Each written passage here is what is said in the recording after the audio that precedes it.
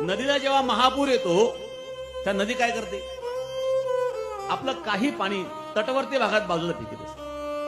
काही पाणी तटवर्ती भागात बाजूला फेकल्यामुळं त्या नदीचा भार थोडाफार हलका होतो. तसं ज्या वेळेला आपल्या जीवनामध्ये आणि दुःख संकट येतात त्यावेळेला आपण जर आपलं दुःख संकट कोणापुढे व्यक्त केलं तर तो भार हलका होतो.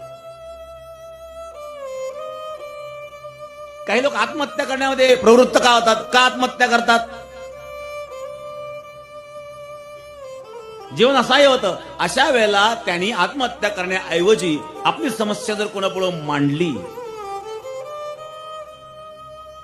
तर तो आत्महत्येपासून परावृत्त होऊ शकतो, त्याचं जीवन वाचू शकतं. माणसाला कधी कधी जीवन असह्य व्हायला लागतं, तो एकांतात राहतो, एकांतात नको ते चिंतन करतो. जीवनामध्ये प्रसंग येतात,